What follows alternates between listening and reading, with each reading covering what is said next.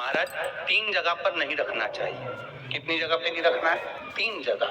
पहला, जिस कमरे में पति पत्नी दोनों सोते हो उस कमरे में झाड़ू कभी मत रखना, क्योंकि पति पत्नी में क्लेश बना ही रहेगा, आपस में प्रेम स्नेह नहीं रहेगा।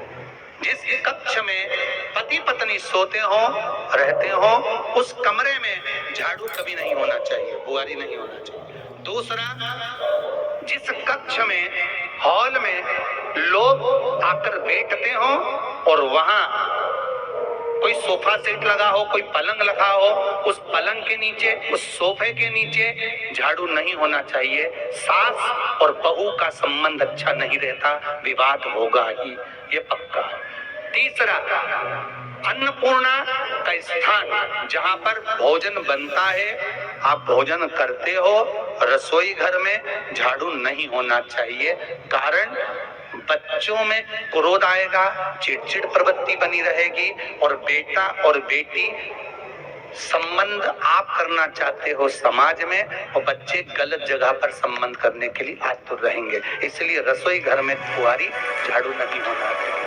शाम को 4 बजे से लेकर 7 बजे के बीच में शंकर और पार्वती के भ्रमण का समय रहता है। मेरे देवाधिदेव महादेव माता पार्वती के भ्रमण का समय, भगवान शंकर पार्वती घूमने को निकल गए। इसलिए हमारा सनातन धर्म कहता है शाम के समय पर माताओं को झाड़ू नहीं लगाना चाहिए, शाम के समय पर माताओं को चूड़ी बिछिया नहीं बदलना चाहिए, शाम के समय पर माताओं को मांग में सिंदूरा नहीं भरना चाहिए, शाम के समय पर माताओं को बाल नहीं बांधना चाहिए, शाम के समय पर माताओं को चौखट पर नहीं बैठना चाहिए। उसका कारण क्या है? क्योंकि पार्वती जी ने भगवान भोलेनाथ जी से कहा था कि तुम मुझे रोज शाम के समय प्रदोष काल में भ्रमण के लिए लेकर जाते हो, मेरे लिए आज्ञा क्या है? शंकर भगवान ने कहा, सुनो पार्वती, मंदिर के अंदर नंदी रहता है, जाने वाला यात्री जब मंदिर में मेरा दर्शन करने आता है तो नंदी के कानों में कहकर जाता है कि शिव जी को मेरे यहाँ लेकर आना।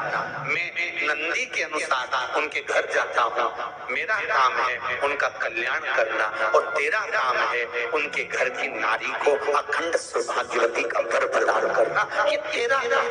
तब पार्वती माता ने कहा, अखंड सौभाग्यवती होने का वर मैं तो दे दूंगी, पर उस समय पर माताएं चूड़ी बदल रही होगी, हाथ से चूड़ी निकाल रही होगी, तो मैं वर कैसे दे सकती हूँ? मांग भर रही होगी तो मैं वर कैसे दे सकती हूँ? उस समय पर चूड़ी बिछिया बदला जा रहा होगा तो मैं वर कैसे दे सकती हूँ? उस समय पर झाड़ू लग रही होगी तो मैं लक्ष्मी को वहां कैसे भेज सकती हूँ? आप बताओ। तो शंकर भगवान ने कहा, प्रदोष का समय एक ऐसा समय होता है, शाम का समय ऐसा होता है जिस समय पर केवल शंकर और पार्वती की आराधना का समय होता। हम तो कई लोगों से कहते हैं, अगर आपके यहाँ संपदा नहीं आ रही है, बहुत मेहनत कर रहे हो, फल नहीं मिल रहा, कहीं नौकरी, कहीं सर्विस या कहीं व्यापार या व्यवसाय में कहीं तकलीफ आ रही है, हम सबसे कहते हैं शाम का समय पकड़ लो, शंकर जी के मंदिर में दिया लगाना प्रारंभ कर दो। शिव मंदिर में अगर दिया नहीं लगा रहे हो तो बेलपत्री के पेड़ के नीचे दिया लगा।